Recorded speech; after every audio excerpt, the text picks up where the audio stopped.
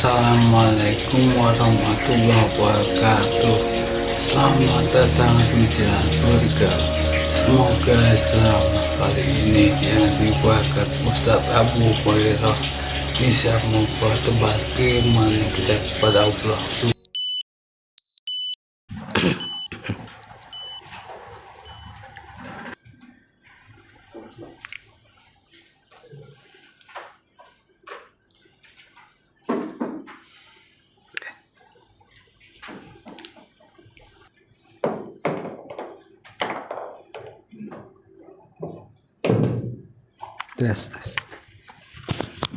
Tes. Oh belum. Nyala.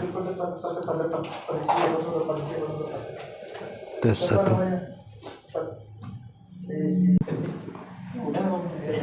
Tes. Terlalu keras ya? Tes 1.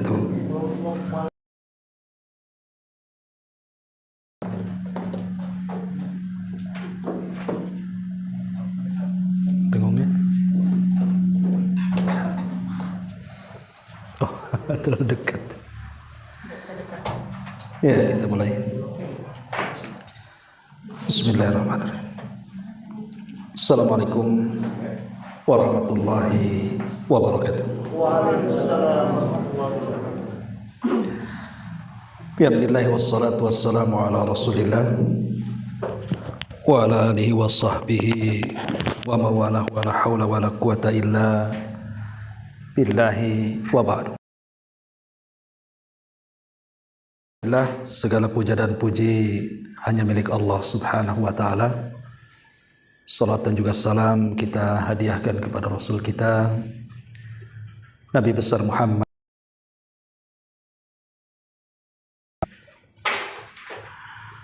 Alhamdulillah di siang hari ini kembali kita bisa, Bapak Ibu sekalian, masih bisa menyempatkan diri untuk thalabul ilmi. Kemudian juga salawat dan juga salam, kebetulan kita di hari Jumat, maka perbanyaklah bersalawat kepada Nabi sallallahu alaihi wasallam, karena Rasul mengatakan man shalla alayya salatan wahidatan, bersalawat kepada Nabi subhanahu wa ta'ala akan bersalawat kepada kita 10 kali. Apa maknanya? Jadi kalau kita mengucapkan Allahumma salli ala Muhammad, artinya kita meminta kepada Allah agar Nabi kita dipuji oleh Allah subhanahu wa ta'ala di langit sana, di hadapan para malaikatnya, di hadapan Jibril, Mikail, dan semua malaikat yang ada di langit.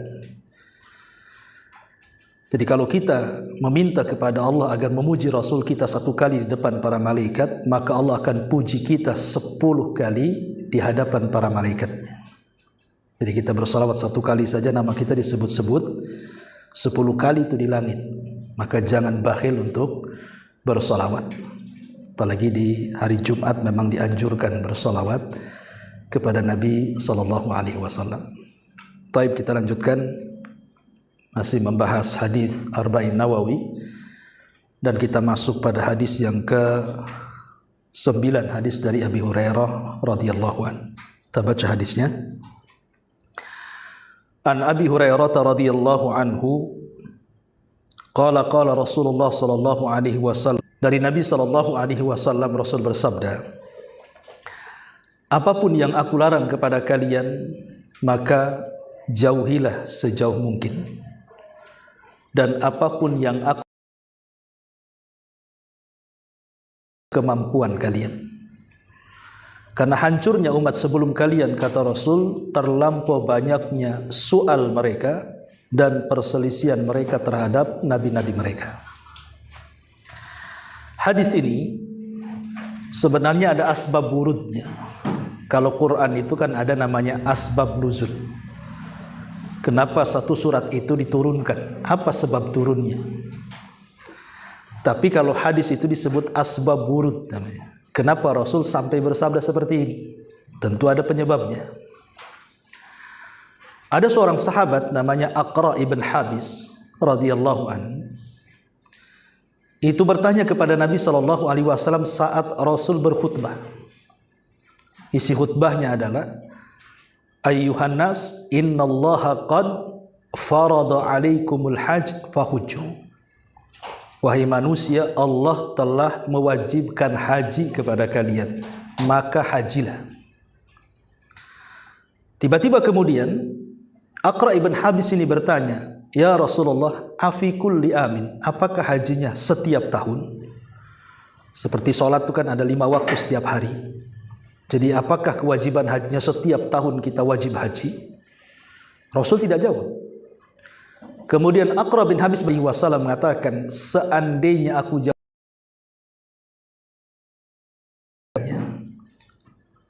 iyalah seumur hidup 1 kali saja nggak sanggup kita mengerjakannya kan. Banyak orang kaya sanggup haji, nggak mau haji juga. Artinya kan nggak sanggup mengerjakan itu. Apalagi tiap tahun wajibnya kan, makin tak sanggup lagi. Makanya Rasul mengatakan, kalau aku katakan iya, kalian tidak akan sanggup. Dari sini Rasul bersabda, mana haitukum anhu fajtanibu. Pokoknya apa yang aku larang tinggalkan. Wa ma amartukum bihi fa'tu minhu mastata'tum. Apapun yang aku perintahkan laksanakan saja, jangan banyak tanya. Fa innama ahlaka man kana qablakum kathratu masailihim wa ikhtilafuhum ala anbiya'ihim. Kemudian Rasul mengatakan, karena hancurnya umat sebagian kalian itu karena terlampau banyak tanya dan menyelisihi nabinya. Itulah diantara kenapa terjadinya hadis ini. Jadi akibat pertanyaan seorang sahabat namanya Aqra ibn Habis, makanya Rasul bersabda seperti ini. Taib ma'asyiral muslimin wal muslimat, hadirin dan hadirat yang dimuliakan Allah Subhanahu wa taala. Hadis ini diriwayatkan oleh seorang sahabat namanya Abu Hurairah.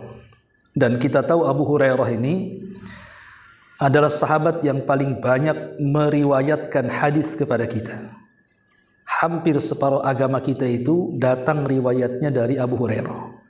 Coba saja Anda baca hadis bab wudu, ada hadis dari Abu Hurairah. Bab tayamum, ada hadis dari Abu Hurairah. Bab solat gitu juga. Hampir semua bab dalam fikih itu ada hadis dari Abu Hurairah. Karena memang Abu Hurairah itu adalah sahabat yang paling banyak meriwayatkan hadis, di atas 5.000 hadis yang sampai kepada kita. Dan tidak ada yang menandingi Abu Hurairah dari segi hafalan hadis. Tentu karena doanya Nabi SAW bahwa Abu Hurairah tidak akan pernah lupa hafalannya. Karena ada doa kan, Rasul yang mendoakan dia tidak akan pernah lupa. Makanya Abu Hurairah tidak akan pernah lupa itu hafalannya, karena doa Nabi.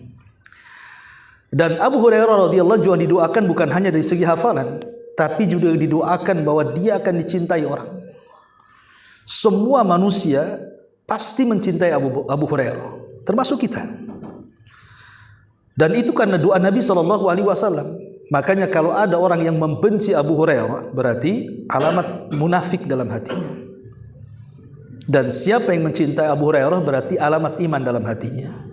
Karena bagaimanapun kalau bukan karena Allah kemudian Abu Hurairah, tentu separuh Islam tidak akan sampai kepada kita. Artinya jasa Abu Hurairah itu besar sekali. Tapi ada juga yang tidak suka dengan Abu Hurairah, seperti orang-orang Syiah. Mereka tidak suka dengan Abu Hurairah untuk menghancurkan Islam kan itu. Intinya bahwa Abu Hurairah adalah perawi hadis ini. Namanya di zaman jahiliyah itu Abdus Syamsi. Jadi orang-orang jahiliyah itu suka memberi nama dengan nama-nama yang isinya kesyirikan. Karena Abdus Syamsi artinya hamba matahari. Kemudian setelah dia masuk Islam, maka kemudian Nabi SAW mengganti nama dari Abdus Syamsi menjadi Abdurrahman. Jadi nama asli Abu Hurairah itu Abdurrahman ibn Sakhr. Lalu kenapa kemudian nama aslinya tidak dikenal? Justru julukannya pula yang dikenal Abu Hurairah. Ini pun karena ada sebabnya. Kan Abu Hurairah itu kalau ngaji, bermajelis taklim dengan Rasul itu suka bawa anak kucing. Dan bahasa Arabnya anak kucing itu Hurairah. Kalau kucing garong itu Hirrah namanya. Karena ada kucing garong, ada anak kucing. Ya, kalau garong itu disebut Hirratun. Kalau kucing kecil namanya Hurairatun. Nah, gitu ya. Jadi Abu Hurairah itu artinya bapak kucing kecil gitu ya, kalau mau diartikan bahasa kita.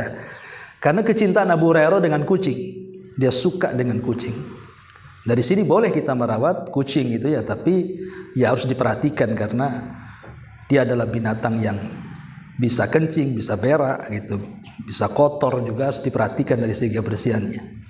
Lah dari kecintaan Abu Hurairah kepada anak kucing itu, karena selalu ditaruh di tasnya, kadang di pesaknya, kadang di bajunya, maka Nabi SAW sejak itulah tidak memanggil Abdurrahman, tetapi memanggil ya Abal Hir atau ya Aba Hurairah, wahai bapak kucing kecil.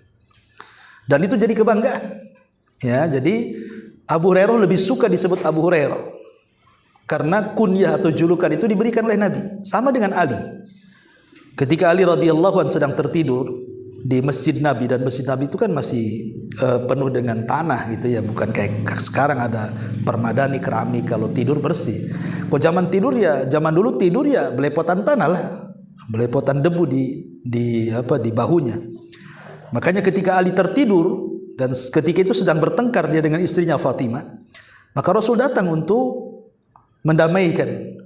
Lah cara membangunkan Ali bukan dengan menyebut namanya ya Ali, tapi dipanggilnya ya Aba Turab, wahai bapak tanah.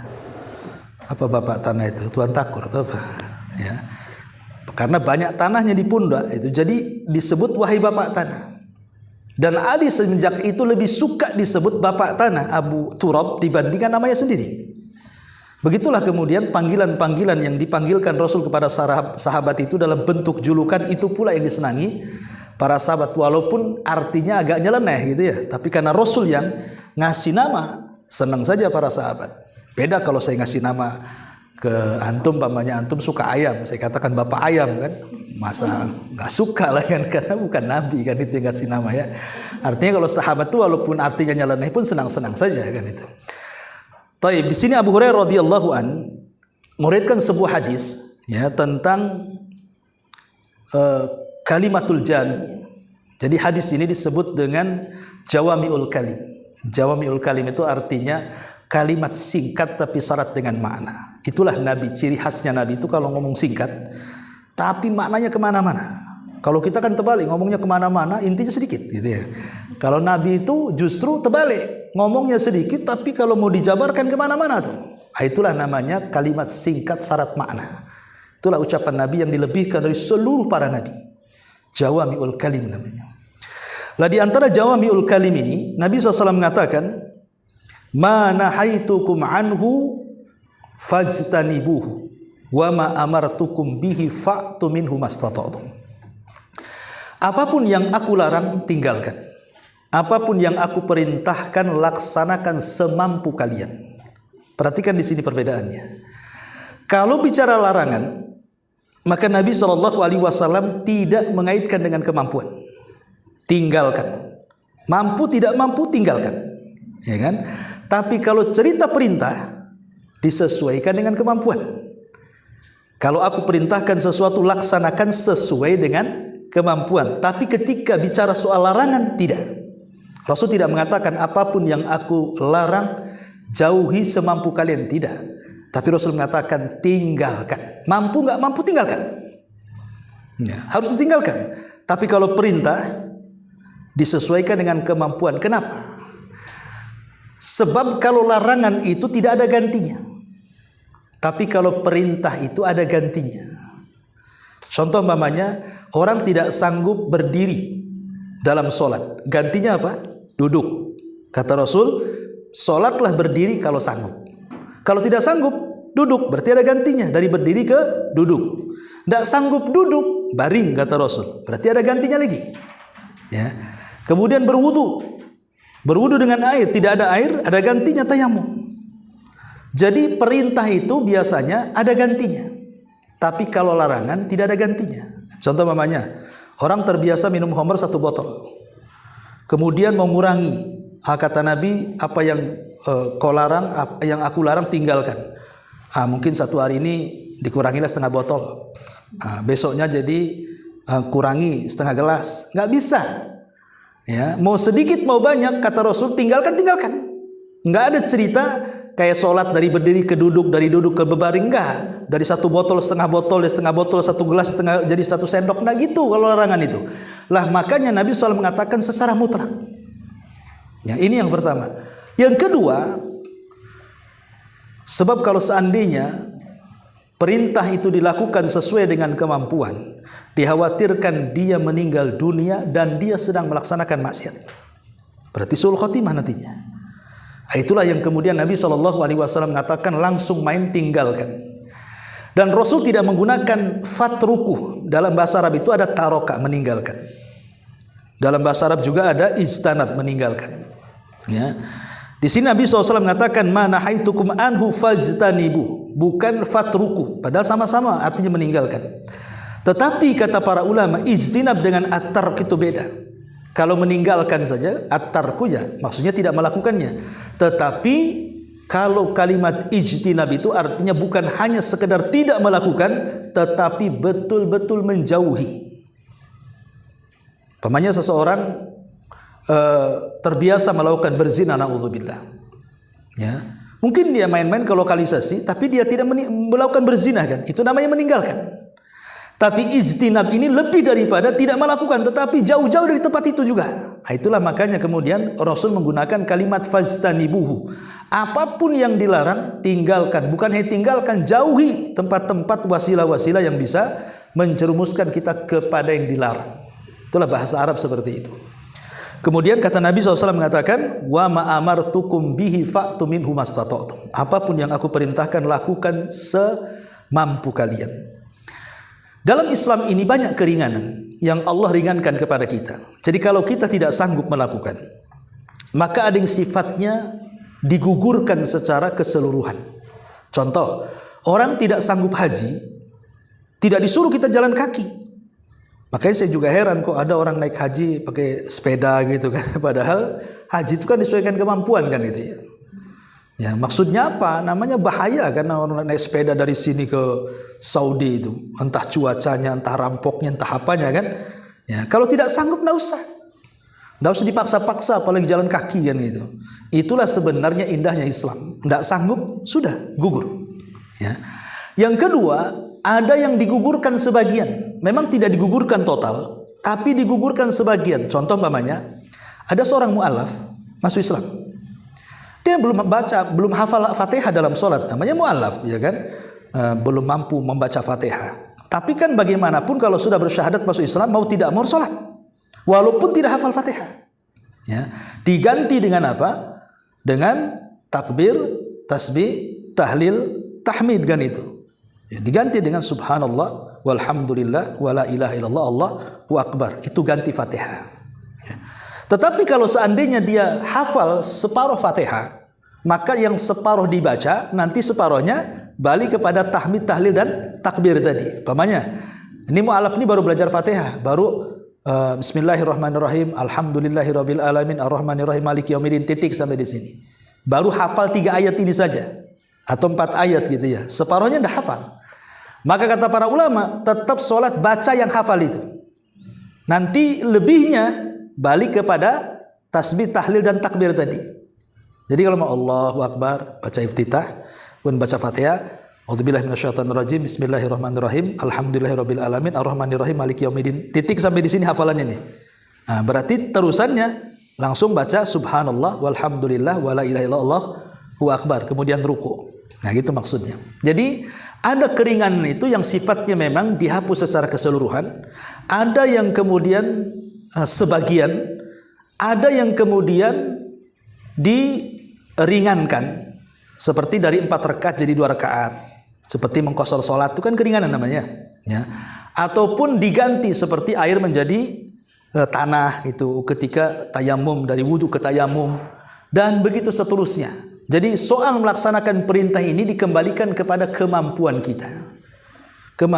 Tapi kalau soal larangan tidak ada cerita, tinggalkan. Tetapi seseorang itu boleh melakukan larangan itu dalam tempo-tempo darurat saja. Boleh orang melakukan hal-hal yang dilarang, tapi kalau dalam kondisi darurat. Selain darurat tidak boleh. Contoh umpamanya orang kelaparan, di depannya tidak ada makanan kecuali daging babi. Ya mau tidak maulah kita makan daging babi, sebab kalau tidak mati. Tetapi walaupun demikian dibolehkan, melakukan yang haram dalam kondisi darurat, kata para ulama, tetap sesuai dengan kadar daruratnya. Artinya kalau sepotong 2 potong daging babi sudah cukup, jangan pula dihabiskan semua. Mumpung itu namanya. Ya, itu tidak boleh. Artinya kalau sudah sepotong 2 potong sudah mengganjal, nyawa kita sudah selamat, sudah. Tidak boleh. Ya, atau mamanya kita sedang berjalan, kelaparan, kemudian tidak ada makanan, tahu-tahu ada mangga orang. Terpaksalah kita ambil mangga orang. Kalau dengan 2-3 mangga cukup sudah, jangan kemudian dipanen 1 karung dibawa pulang, nggak boleh kayak gitu ya. Artinya sesuai dengan kadar daruratnya saja. Itu jadi diatur dalam darurat itu kan. Ya, jadi boleh seseorang itu memakan yang diharamkan atau meminum yang diharamkan dalam kondisi darurat. Pamannya kita lagi makan nasi nih, keselak pula, nggak ada minuman kecuali khamar. Yang gimana dorongnya? Mau cari mineral tak ada. Di depan kita ada khamar, kalau tak cepat minum mati kita, keselak, ya kan? Terpaksalah kita ini minum khamar untuk dorong itu saja supaya nggak mati. Itu boleh, karena dalam kondisi darurat kan mengancam nyawa namanya kan. Jadi mengerjakan larangan itu dibolehkan dalam kondisi darurat. Dari sinilah timbul kaidah dari para ulama fikih bahwa sesuatu yang sifatnya darurat itu tubihul mahdurat. Ad-daruratu tubihul mahdurat. Sesuatu yang dilarang itu dibolehkan dalam kondisi terpaksa. Ya. Taib, itu kalau bicara soal larangan. Dan ingat kenapa kemudian Nabi SAW mengatakan ma nahaitukum anhu fajtanibu. Apa-apa yang aku larang tinggalkan. Inilah keindahan Islam, supaya dunia tahu bahwa Islam itu indah. Kenapa Nabi SAW selalu melarang sesuatu yang diharamkan? Karena untuk menjaga 5 perkara. Kenapa kemudian selalu dalam Quran, dalam hadis itu ada larangan, tidak boleh ini, tidak boleh itu, tidak boleh makan ini, tidak boleh makan itu, tidak boleh melakukan itu, tidak boleh makan. Kenapa kemudian banyak kali larangan dalam Islam itu, baik dalam Quran ataupun dalam Sunnah? Pertama, menjaga jiwa. Kenapa kemudian seseorang dilarang minum khamar, narkoba dan begitu seterusnya? Karena itu mengancam jiwa. Betapa banyak orang mati gara-gara overdosis kan gitu ya. Kemudian yang kedua, menjaga akal. Ya, kenapa dilarang minum khamar? Karena kalau orang minum khamar mabuk, akalnya hilang. Makanya ada seseorang itu habis minum khamar, ya, kemudian datang waktu sholat, lagi mabuk dia. Dia cari air wudhu tak ada, akhirnya kencing. Terpaksa dia kencing, berwudhu dari kencingnya. Kan lagi mabok, dia nggak tahu kan. Habis berwudu dengan kencingnya, berdoa pula. Apa doanya? Ya Allah, jadikan aku termasuk hamba yang kau cintai. Ya, karena aku termasuk orang-orang yang mensucikan diri. Kata, Innallaha yuhibbu tawwabin wa yuhibbul mutatahhirin. Allah suka dengan orang yang bertobat dan orang yang bersuci. Suka dari mana dia wudu aja dengan air kencing dia? Namanya orang mabok kan gitu ya. Sampai seperti itu orang mabok itu. Makanya Islam melarang tidak boleh mabok. Karena apa? Merusak akal. Jadi larangan dilarang itu supaya jangan merusak jiwa, jangan merusak akal, jangan merusak kehormatan. Karena orang mabok ini kadang-kadang nyerocos kemana-mana kan. Kadang-kadang dia nuduh orang baik-baik berzina dan begitu seterusnya. Makanya kemudian hukuman para pemabok sendiri di zaman Nabi itu kalau ketangkap 40 cambukan. Tapi di zaman Umar diperbaharui menjadi 80 cambukan. Kenapa? Disamakan dengan tuduhan kepada wanita baik-baik dikatakan pezina. Ya, karena orang mabuk ini kadang-kadang ngomongnya salah-salah gitu ya. Terkadang dia menuduh seseorang yang tidak jelas, makanya disamakan tuh hukumannya 80 cambukan tuh. Ini yang ketiga. Yang keempat, untuk menjaga harta. Dan yang terakhir, menjaga nasab. Kenapa dilarang zina? Supaya tidak merusak nasab. Kasihan kan anaknya kalau berzina ini tidak dinasabkan kepada bapaknya. Bapaknya tidak jadi wali dia, bapaknya tidak jadi mahram dia, harta bapaknya tidak diwarisi anaknya. Itulah anak zina jadinya kan. Nasabnya pula ke ibunya. Makanya dilarang berzina supaya tidak merusak nasab, gitu ya. Ya, makanya di sini lindah 5 perkara kenapa kemudian timbul larangan dalam Islam itu, untuk menjaga jiwa, untuk menjaga akal, untuk menjaga a'rad, kehormatan, untuk menjaga harta, dan untuk menjaga nasab. Ya, makanya dilarang mencuri. Ya, karena bukan harta kita. Nah, dengan dilarang mencuri, tidak boleh mencuri, berarti terjagalah harta itu. Lah, larangan-larangan ini menunjukkan tentang keindahan Islam. Kemudian kata Nabi SAW, fa inna ma ahlaka man kana qablakum kathratu masailihim. Hancurnya umat sebelum kalian itu, kata Rasul, karena banyaknya masailihim. Kalimat masailihim ini ada dua penafsiran para ulama. Ada yang mengatakan masaili artinya meminta dari segi harta. Ya, jadi pengemis bahasa kitanya ya. Jadi hancurnya umat sebelum kalian itu karena mereka banyak menjadi pengemis, nggak mau kerja tapi minta-minta. Tetapi pendapat yang kuat maksudnya masailihim di sini itu artinya banyak tanya, tapi tidak ada faedahnya. Pertanyaan itu ada dua. Ada yang diharamkan, ada yang dibolehkan bahkan dianjurkan. Pertama, pertanyaan yang tidak dibolehkan ditanyakan itu, pertama, kalau sifat pertanyaan itu ta'anud. Ta'anud ini apa ya? Main-main, ya, memberat-beratkan diri. Contoh umpamanya pertanyaan Bani Israel kepada Nabi Musa. Ketika Nabi Musa alaihi salatu wassalam didatangi Bani Israel karena sebuah pembunuhan. Jadi ada orang kaya mati, ketika itu dicari pembunuhnya. Datang kepada Nabi Musa, wahai Musa, singkaplah siapa pembunuh orang kaya ini, katanya. Kata Nabi Musa, tunggu dulu sampai aku meminta kepada Allah fatwa. Akhirnya Nabi Musa pun berdoa kepada Allah. Kemudian setelah itu Nabi Musa mengatakan kepada Bani Israel, Allah telah perintahkan kepada kalian untuk menyembelih sapi betina. Seandainya mereka langsung menyembelih sapi betina, selesai urusan. Masalahnya mereka banyak tanya. Ya Nabi Musa, sapinya kayak apa? Nah, mulai tanya kayak apa tuh? Maksudnya umurnya berapa? Perawankah, jandakah, beranakkah, tak beranakkah? Ditanya semuanya. Kata Nabi Musa lah ya, tidak terlalu muda, tidak terlalu tua ya, sedang-sedang saja. Ya. Kalau sampai di sini mungkin enak cari sapinya kan? Yang penting yang sedang-sedang saja, artinya tidak terlalu muda, bukan perawan, bukan juga sudah tua. Banyak. Tanya lagi. Warnanya sekarang. Mulai warna, ya. Maka Musa mengatakan safra, warnanya kuning pekat, nggak ada warna lain. Sapi cari warna kuning pekat dari mana coba? Kecuali cat pilok kan itu ya. Ini kuning nggak ada warna lain. Bukan hanya warnanya kuning pekat nggak ada warna lain, tasurun nadirin. Kalau ada orang melihat suka pula dengan sapi itu. Kan nggak semua orang suka sapi. Ya, ini harus suka. Repot pula tuh. Tapi sampai di sini mereka sendiri masih juga kurang puas. Tanya lagi. Wahai Nabi Musa, itu sapinya itu pernah dibajakkan atau enggak gitu? Maksudnya pernah dipekerjakan atau tidak? Kata Nabi Musa, enggak ada, enggak pernah dibajakkan sama sekali, enggak pernah untuk muat sana, muat sini, enggak pernah nandur, enggak. Pokoknya itu sapi liar katanya. Kan makin repot jadinya kan. Awalnya mudah kalau mereka laksanakan, tapi karena banyak tanya akhirnya susah akhirnya kan.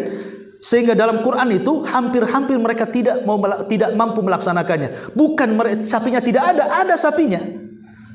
Masalahnya cuma satu sapinya itu. Jadi satu Bani Israel sapinya cuma satu, itu milik anak yatim.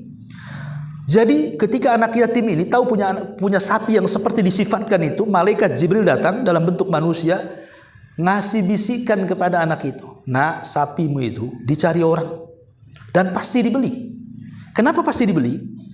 Karena Bani Israel sudah melakukan perjanjian dengan Nabi Musa. Ingat, kalau mereka sampai tidak dapat sapi, mereka akan diadab.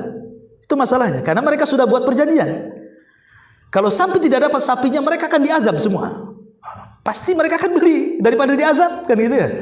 Makanya malaikat Jibril mengatakan, nak, sapimu pasti dibeli. Kau jangan sembarang kasih harga. Kasih saja harga, jual sapimu. Kalau mereka mau, ya, katakan kepada mereka, silahkan beli sapi saya, tapi seharga emas seberat sapimu juga. Bayangkan coba, emas seberat sapi yang dia beli itu. Dari mana emas sebanyak itu? Akhirnya apa? Satu kabilah dan dikumpulkan emas-emas itu. Pokoknya seberat sapi itulah akhirnya. Kayalah anak yatim ini. Ya. Itulah namanya pertanyaan ta'anud namanya. Memberat-beratkan diri. Jangan bertanya seperti ini. Seperti Bani Israel. Ini dilarang. Ini yang pertama. Yang kedua, pertanyaan yang tidak ada faedahnya. Karena ada orang bertanya itu asal ngomong aja, nggak ada faedahnya sama sekali. Maka jangan sampai bertanya itu nggak ada faedahnya sama sekali. Ini yang kedua. Yang ketiga, jangan bertanya sesuatu yang mustahil terjadi. Ustadz, bagaimana kalau laki-laki head? Gimana cerita laki-laki head pula? LGBT lah dia, kan gitu ya. Gimana kalau laki-laki melahirkan? Laki-laki nggak melahirkan.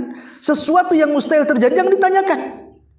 Ya, ngapain bertanya sesuatu yang mustahil? Jangan pernah bertanya. Ini dilarang dalam Islam. Tidak boleh. Ustaz, bagaimana kalau seandainya Allah itu menciptakan batu, kemudian Allah nggak sanggup angkat batu? Gimana mustahil nih kan? Ucapan kayak ini kan konyol namanya. Tidak boleh ditanyakan seperti ini. Karena ini sesuatu yang mustahil, haram hukumnya.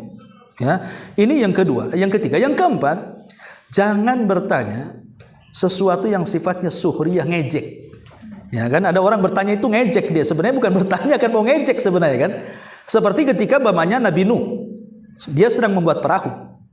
Kan Allah Subhanahu wa taala memerintahkan Nuh untuk membuat perahu ketika Nuh berdoa kepada Allah, Rabbi inni maghlubun fantasir. Ya Rabb, aku sudah tidak sanggup lagi mendakwai kaumku. Mereka sudah mulai mau menantangku dan mau mengancam diriku dengan pembunuhan. Makanya Allah mengatakan kalau begitu buatlah kapal. Nah, akhirnya Nuh buat kapal. Ketika Nuh buat kapal, kaumnya ini kemudian bertanya kepada Nuh, Nuh, kamu ini gimana proposimu? Kemarin jadi nabi, sekarang jadi tukang kayu pula katanya. Itu kan ngejek namanya kan. Kemarin jadi nabi, sekarang jadi tukang kayu. Mau apa katanya? Ini kan pertanyaan ngejek namanya. Nah, ini jangan sampai bertanya itu yang isinya ejekan, hal. Ya, ini yang keempat. Yang kelima, jangan bertanya soal zat Allah. Pemanya Allah Subhanahu wa taala dijelaskan dalam hadis itu, yanzilu rabbuna ila sama'id dunya. Allah itu turun ke langit dunia. Cemana turunnya? Jangan ditanya. Ya, itu tidak ada yang tahu turunnya cemana kan begitu. Pokoknya Allah yakin Allah turun, selesai. Jangan ditanya macam mana turunnya, macam mana naiknya. Nah, karena Allah tidak sama dengan makhluknya. Atau bertanya soal atau terbayang dengan sesuatu yang gaib yang tidak bisa dihayalkan. Contoh umpamanya ketika Nabi SAW bicara soal sorga. Kata Nabi SAW, sorga itu kenikmatannya mala ainun ra'at wala udhunun sami'at wala khatara ala qalbi bashar. Jadi tidak terlihat mata keindahannya, belum pernah terdengar telinga keindahannya, terlintas pun tidak. Tiba-tiba kemudian kita menghayal, jangan-jangan sorga ini kayak ini. Oh, Rasul mengatakan tidak terbayangkan dengan ini, kok kita hayalkan pula. Nah, jadi jangan sampai kemudian membayangkan sesuatu yang tidak mungkin orang menghayalkannya dan tidak boleh ditanyakan. Ya, jadilah pertanyaan-pertanyaan seperti ini dilarang dalam Islam. Lalu pertanyaan yang dibolehkan seperti apa? Pertanyaan yang dibolehkan itu cuma dua. Pertama, kalau mengandung ilmu pengetahuan. Yang kedua, kalau hendak diamalkan. Kalau di situ ada ilmu pengetahuan, tanya. Ya. Kalau di situ ada amalan-amalan yang bermanfaat, tanya. Itu yang ditanyakan para sahabat. Makanya sahabat kalau bertanya kepada Rasul, Rasul, jelaskan kepada kami amalan yang bisa mendekatkan ke sorga. Selalu para sahabat itu gitu kan. Rasul, jelaskan kepada kami amalan yang dicintai Allah. Rasul, jelaskan kepada kami amalan yang kalau seandainya kami amalkan, kami dijauhi dari neraka. Begitu para sahabat.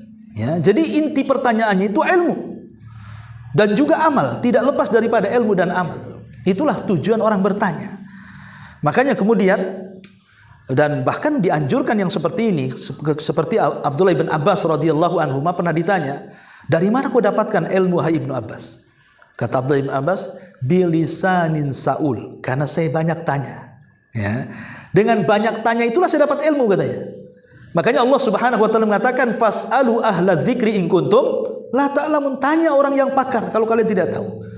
Baik urusan dunia atau urusan agama. Urusan dunia saja kalau tidak pada pakarnya pasti salah tuh. Pamannya tanya bengkel ke orang jual bawang, ya nggak nyambung lah kan itu ya. Ya tanya bengkel ke orang bengkel lah. Ya, jadi dalam urusan dunia saja kalau memang bukan pakarnya kan nggak akan nyambung. Apalagi urusan agama. Ya, urusan agama umpamanya ustadz jadi-jadian dengan ustadz beneran kan beda nih. Ini ada ustadz jadi-jadian ditanya. Muncul Ramadan saja, habis itu nggak jadi ustadz lagi, kebanyakan. Nah, itu kan beda kualitasnya. Ya, makanya kenapa Syekhul Islam sampai mengatakan separuh muhandis, separuh pengetahuan muhandis, insinyur itu pasti merobohkan bangunan. Separuh pengetahuan dokter pasti mencelakakan pasien. Separuh orang yang memahami agama pasti menyesatkan orang. Ya, artinya bahwa pengetahuan itu kalau bisa jangan separuh-separuh gitu ya. Kalau bisa tuntutlah ilmu itu sebanyak mungkin. Lah di sini maksudnya kasratu masailihim wa ikhtilafihim ala anbiya'ihim. Yang kedua, dan jangan sampai banyak menyelisihi nabi. Ya. Jangan sampai banyak menyelisih nabi-nabinya. Karena di sini kan sahabat sebenarnya kan sederhana, dia akan hanya bertanya kan, Rasul apakah haji tiap tahun? Kata Rasul, tidak mau jawab tuh Rasul. Karena kalau dijawab ya pasti nggak sanggup tuh. Akhirnya Rasul menganggap bahwa pertanyaan itu saja sudah seolah-olah tidak langsung mengerjakan perintah Nabi karena banyak tanya itu kan. Makanya di zaman sahabat ada Abdullah bin Umar radhiyallahu anhu ditanya tentang soal mencium Hajar Aswad. Jadi dia mengatakan fulan nih, wahai Ibnu Umar, apakah saya harus mencium Hajar Aswad ketika tawaf? Katanya. Kata Ibnu Umar, iya. Macam mana kalau rame? Ya. Kata Ibnu Umar, kalau sanggup cium, kalau enggak jangan. Ditanya lagi, macam mana kalau rame? Apakah saya mencium? Kata Ibnu Umar, kalau sanggup mencium-cium, kalau tidak jangan. Macam mana kalau rame? Sampai 3 kali lah. Ini gimana? Udah dijawab masih tanya macam mana kan? Makanya marah Ibnu Umar ini. Dari sini Ibnu Umar adalah salah satu sahabat yang memakruhkan orang yang bertanya yang sifatnya i'tiradat. I'tiradat itu membantah gitu ya. Bertanya untuk membantah. Nah ini sebagian sahabat ada yang memakruhkan seperti Ibnu Umar. Karena kasusnya seperti ini tadi, udah dijawab masih tanya, kan itu. Berarti kan orang ini ngeyel berarti ya kan, bukan mencari kebenaran. Ini diantara kandungan hadis yang ke-9. Wallahu alam, mudah-mudahan ada manfaatnya. Taib, sebelum saya tutup, kalau ada yang bertanya, silakan.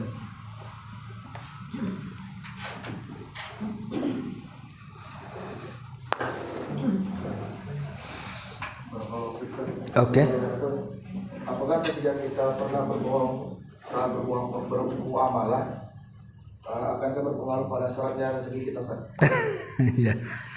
Ya, alhamdulillah. Berdusta itu kan macam-macamnya. Ada yang dibolehkan, ada yang diharamkan. Adapun berdusta yang dibolehkan dalam 3 tempat. Pertama, untuk melindungi jiwa muslim. Ada orang Islam dikejar orang kafir mau dibunuh, lari ke rumah kita. Kemudian kita katakan, oh dia lari ke sana, padahal di rumah. Itu boleh, kita melindungi jiwa seorang muslim karena dia mau dibunuh orang kafir kan. Itu kan berdusta, padahal di rumah dibilang keluar. Itu dusta yang dibolehkan. Yang kedua, untuk mengislah 2 orang yang bertengkar. Saya datang ke si A, bertengkar dengan si B. Saya ngomong sama si B. Saya tadi ketemu si A, padahal enggak ketemu tuh. Ya, saya ngomong sama si B itu, saya ketemu si A loh tadi. Kata si A, ngomong apa dia tentang saya? Enggak, dia baik. Dia muji kamu kok. Padahal enggak pernah ketemu tuh. Ya. Nanti habis itu saya datang ke si B-nya. Tadi saya ketemu si A loh. Dia muji-muji kamu, padahal enggak muji-muji tuh. Ya. Maksudnya supaya baik. Nah, itu berdusta untuk mendamaikan boleh. Tapi kalau berdusta, sini bawa kompor 5 gas, sini bawa kompor 10 gas, ngadu domba, itu ya nggak boleh yang itu. Nah, artinya bahwa kalau untuk berdusta mengislah boleh. Yang ketiga, berdusta dalam keluarga. Maksudnya berdusta dalam keluarga itu hanya sebatas untuk menyenangkan saja, bukan berdusta yang berlebihan. Ya, karena ada seorang istri berdusta berlebihan sampai bertengkar dengan keluarga yang lain kan, dengan tetangganya. Pamannya istri ngomong, bang, itu suami tetangga itu nengokin aku terus pamannya. Padahal sekali-kali nengok, tapi dia nengokin terus, kan marah suaminya kan, bisa aja kan berantem akhirnya. Padahal sebenarnya tidak seperti itu kenyataannya kan. Kalau berdusta ini nggak boleh. Maksudnya berdusta dalam keluarga itu hanya sebatas untuk keharmonisan. Seperti mamanya istrinya masak keasinan, dibilang keenakan, oh enak ini daripada nasi padang sana bagus ini katanya kan. Padahal ya jauh kan, masih enak sana. Itu nggak masalah seperti itu kan. Atau mamanya beli baju, sebenarnya nggak suka warnanya, dibilang paling bagus warnanya kan. Jadi intinya kalau yang seperti ini dibolehkan. Itu dusta yang seperti ini. Ini yang pertama. Yang kedua, ada dusta dalam bentuk tauriah, ini terpaksa. Kalau dusta dalam bentuk tauriah dan sifatnya darurat, boleh. Dan ini pernah terjadi kepada para ulama. Contoh di zaman Imam Ahmad ibn Hanbal. Kita tahu bahwa di zaman Imam Ahmad ibn Hanbal itu kan dikuasai secara agama adalah oleh kelompok Mu'tazilah. Kelompok Mu'tazilah ahli sunnah itu dibantai. Kenapa? Karena Khalifah Mu'tasim ketika itu, Khalifah Ma'mun sebelumnya mengatakan bahwa Quran itu makhluk, sementara kita mengatakan Quran itu kalamullah. Jadi siapapun yang mengatakan Al-Quran kalamullah ditangkap, dipenjara, bahkan sebagainya dibunuh. Sehingga banyak para ulama masuk penjara, disiksa. Sehingga banyak ulama yang meninggal, seperti Imam Al-Buaiti, itu kawannya Imam Syafi'i meninggal. Kemudian Muhammad ibn Nuh meninggal. Kemudian Nu'aim ibn Hamad meninggal. Banyak ulama-ulama salaf meninggal di tangan kekejaman tangan besinya si Khalifah Ma'mun Mu'tazilah. Jadi banyak ulama akhirnya yang tidak tahan dengan siksaan penguasa, mereka pura-pura mengatakan Al-Quran makhluk. tapi dengan cara berdusta. Maksudnya dustanya dengan dusta tauriyah. Dengan menyebutkan begini, ya. Taurat mulai dari suhuf, Taurat, Injil, Zabur, Quran, makhluk. Maksudnya yang makhluk itu ininya. Tangannya maksudnya yang makhluk itu. Dia tidak mau mengatakan Al-Quran kalamullah, karena kalau dikatakan kalamullah langsung ditangkap kan?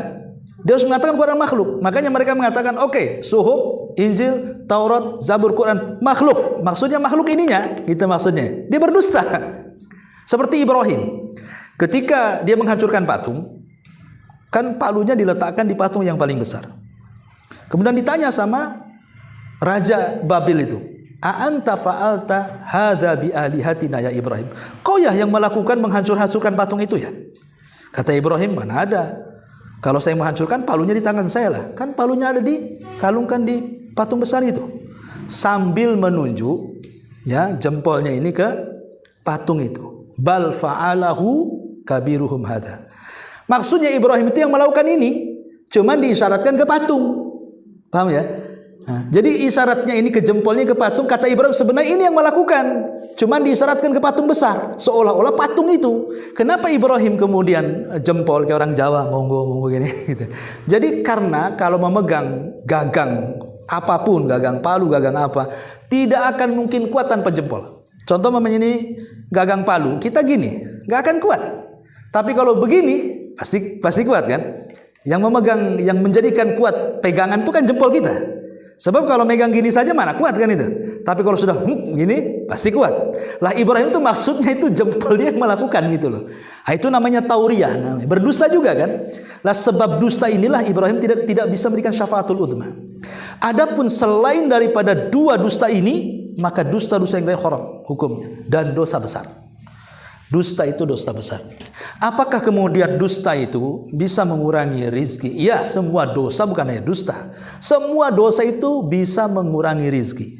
Dan mengurangi rizki itu bukan nominalnya saja. Terkadang nominalnya tidak berkurang, terkadang berkahnya yang hilang. Terkadang nominalnya makin bertambah, tapi berkahnya makin hilang. Seperti orang yang jualan di pasar. Kenapa orang menipu coba? Karena berpikir bahwa dengan menipu udah banyak untungnya kan. Padahal kalau dia tahu bahwa rizki Allah sudah ditentukan, sebenarnya tidak bertambah. Sebab kalaupun Anda nipu atau tidak nipu ya segitu saja rizkinya. Oh, sudah ditentukan di Lauhil Mahfuz kok. Makanya orang yang yakin dengan takdir tidak mungkin menipu. Kenapa? Karena menipu nggak menipu sama saja dapatnya. Oh, sudah digariskan kok. Di Lauhil Mahfuz sudah dicatat hari dapat 50.000, tetap dapat 50.000 kan. Mau halal mau haram tetap dapat segitu maksudnya gitu ya. Kenapa harus menipu? Itu maksudnya ya. Jadi kalau orang tetap menipu, makanya kemudian Rasul mengatakan al-bayyi'ani bil khiyar. Orang yang berjual beli itu kembali kepada khiyar, pilihan.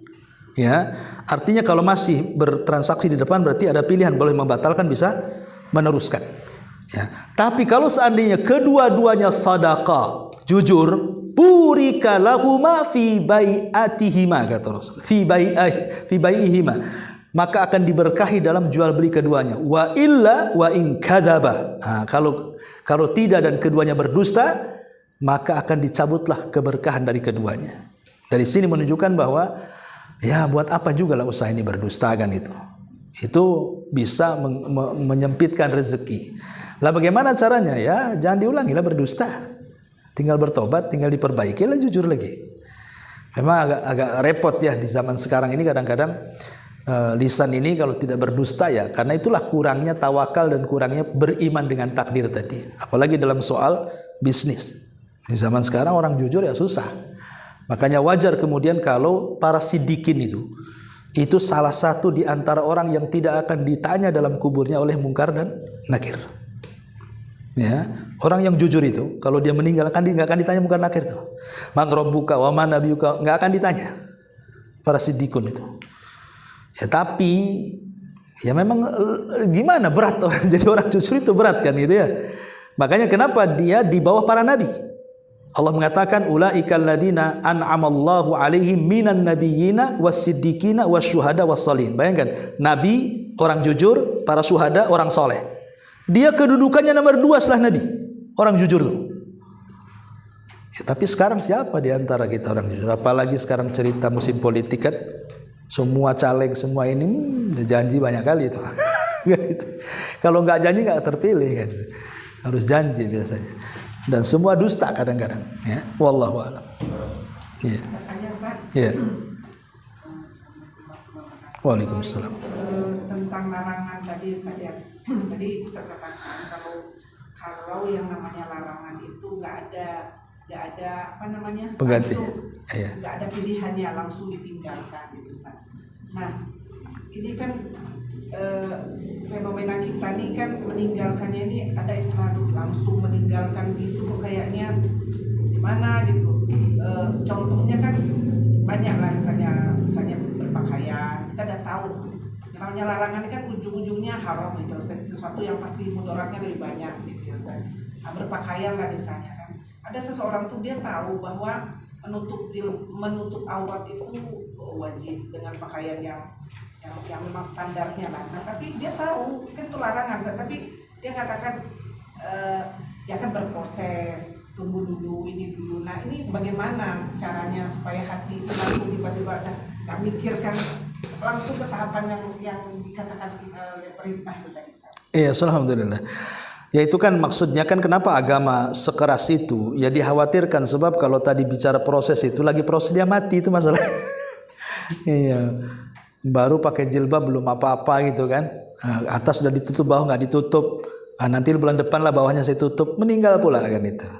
Kan repot jadinya kan, masa masuk surga atasnya bawahnya masuk neraka kan? Artinya kan kenapa agama sekeras itu soal larangan itu ya, makanya kenapa ketika para sahabat itu, contoh pengharaman khamr, Anas bin Malik bercerita dia sedang berada di rumah Abu Talha. Khamr itu minuman khas kebanggaan para sahabat, belum dilarang ya. Jadi kalau ada tamu itu itulah minumannya khamr, para sahabat itu. Tapi ketika kemudian khamr ini dilarang secara mutlak, kan pelarangan khamr ini bertahap sebenarnya. Awalnya tidak dilarang, cuman diajak berpikir saja.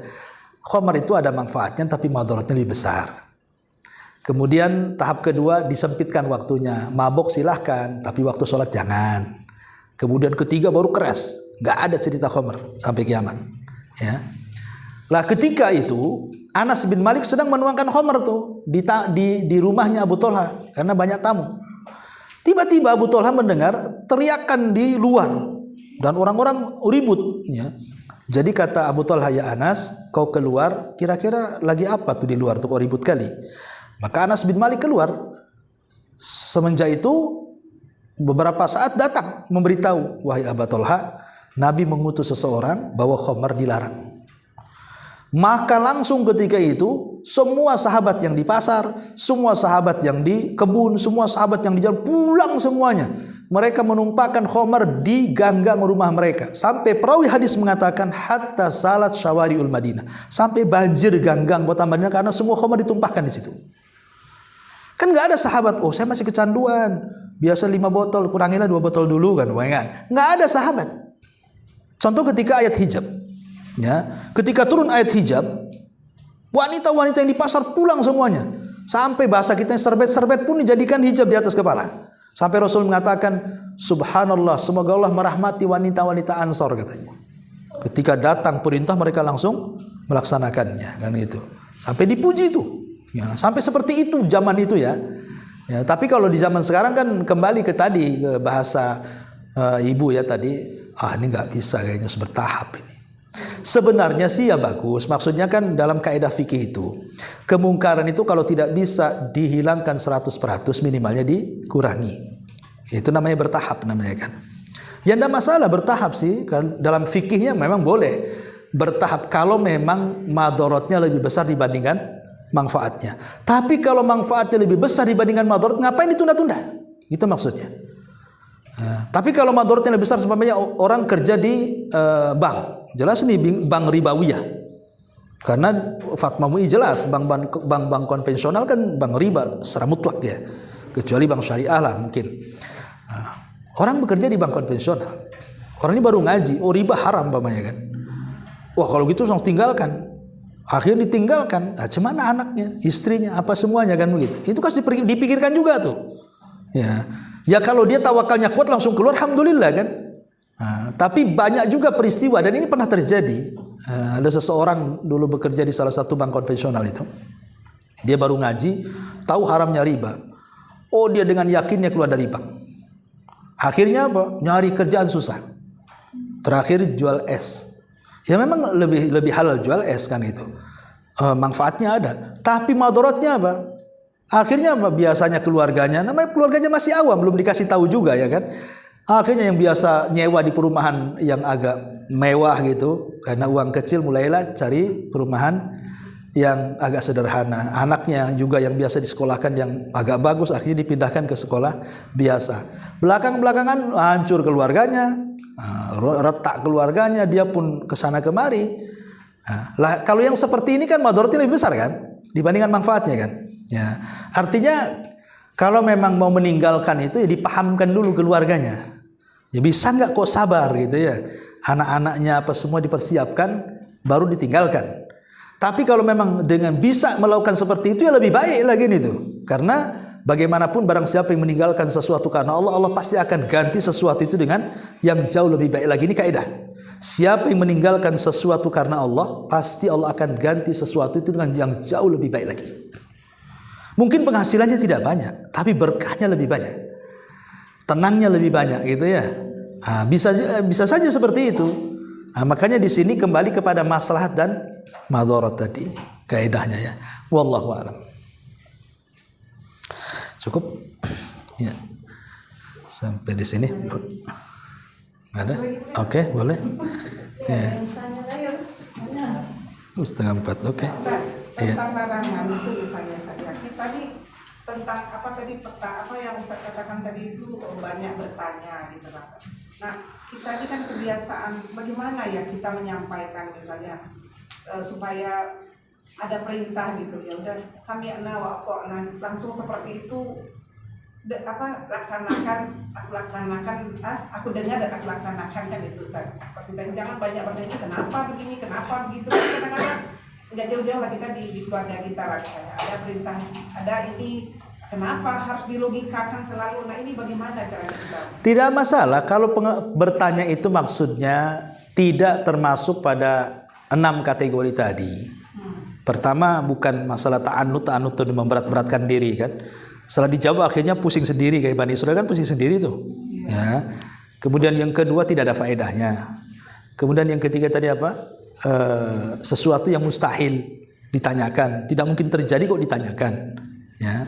Kemudian dalam rangka sukhriyah, dalam rangka istihza, mengolok-olok. Kemudian bertanya soal zat Allah, bertanya soal hal yang gaib seperti sorga. Kalau selain ini nggak masalah. Apalagi kemudian bertanya itu teori-teori yang masuk di akal dan bisa terjadi, memungkinkan terjadi. Contoh umpamanya bertanya begini, apabila anjing menjilat bejana salah seorang di antara kalian, maka cucilah 7 kali dan yang ke-8-nya dengan tanah, umpamanya contoh kan. Kemudian kita bertanya, bagaimana kalau satu bejana itu dijilat 10 anjing?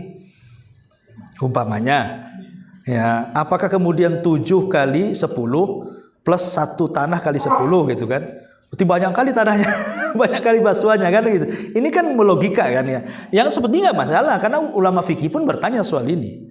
Dan para ulama ibrah itu bukan banyaknya anjing tapi jilatan di satu bejana. Tetap saja walaupun 100 yang menjilat tetap 7 kali basuhan dengan 1 tanah kata ulama kan. Kan nggak masalah seperti ini. Ya. Tapi jangan sesuatu yang mustahil ditanyakan. Kalau sesuatu mustahil ditanyakan, seperti saya contoh, mungkin nggak Allah itu menciptakan batu, kemudian Allah nggak sanggup ngangkat? Kan mustahil, gimana ini? Tanya-tanya konyol kan yang seperti ini. Yang seperti ini jangan ditanyakan. Kira-kira kalau laki-laki haid itu macam mana hukumnya? Mustahil terjadi, jangan ditanyakan. Ya, itu yang tidak boleh. Tapi kalau sesuatu yang pasti terjadi ataupun mungkin terjadi dan di situ ada ilmu pengetahuan, nggak apa-apa. Nggak masalah. Ya. Wallahu a'lam. Bahkan saya itu pernah membaca as'ilah aneh-aneh itu dari pertanyaan-pertanyaan saya kalau nggak salah yang mengarangnya orang-orang India. Pertanyaan. Ya, kadang aneh-aneh juga dalam bab sholat itu. Ya maaf ini mungkin agak sedikit jorok ya. Saya pernah membaca di situ. Bagaimana hukumnya ketika istri sedang sholat, kemudian sedang ruku disetubui suaminya? Gimana, batal gak sholatnya? Sampai seperti itu pertanyaan itu kan. Nah, sebenarnya ini kan pertanyaan nggak perlu ditanyakan kan, pertanyaan konyol kan, karena tidak boleh orang sholat diganggu kan begitu, walaupun itu suami istri. Nah, tapi kan ada juga pertanyaan seperti ini kan, kalau seandainya terjadi, sampai dicatat di kitab itu juga. Nah, jadi tapi pertanyaan-pertanyaan yang kemudian sifatnya iftirodot, yang seperti ini kan iftirodot namanya. Sebagai ulama mengatakan makruh pertanyaan seperti ini, karena tidak mungkin orang sholat melakukan hubungan. Tapi kalau terjadi seandainya, nanti kan begitu pertanyaan. Kalau terjadi gimana? Gitu. Lah kalimat kalau terjadi inilah yang kemudian ada sebagian ulama memakruhkan kalimat ini dalam pertanyaan agama tuh. Tapi ada sebagian ulama mengatakan boleh dalam rangka pengetahuan, ilmu ataupun dalam rangka untuk mengamalkan. Ya dikasih logika-logika lah supaya orang paham ya. Wallahu a'lam. Baik, sampai di sini. Mudah-mudahan ada manfaatnya. Subhanakallah bihamdika, asyhadu an la ilaha illa anta astaghfiruka wa atubu ilaik. Allahumma begitu. Walaupun itu suami istri. Nah, tapi kan ada juga pertanyaan seperti ini kan. Kalau seandainya terjadi, sampai dicatat di kitab itu juga. Nah, jadi tapi pertanyaan-pertanyaan yang kemudian sifatnya iftirodot, yang seperti ini kan iftirodot namanya. Sebagai ulama mengatakan makruh pertanyaan seperti ini, karena tidak mungkin orang sholat melakukan hubungan. Tapi kalau terjadi seandainya, nanti kan begitu pertanyaan. Kalau terjadi gimana? Gitu. Lah kalimat kalau terjadi inilah yang kemudian ada sebagian ulama memakruhkan kalimat ini dalam pertanyaan agama tuh. Tapi ada sebagian ulama mengatakan boleh dalam rangka pengetahuan, ilmu ataupun dalam rangka untuk mengamalkan. Ya dikasih logika-logika lah supaya orang paham ya. Wallahu a'lam. Baik, sampai di sini. Mudah-mudahan ada manfaatnya. Subhanakallah bihamdika, asyhadu an la ilaha illa anta astaghfiruka wa atubu ilaik. Alhamdulillah Anda telah menyimak ceramah Ustadz Abu Humairoh. Semoga bisa memperdalam keimanan kita kepada Allah. Amin. Wassalamualaikum warahmatullahi wabarakatuh.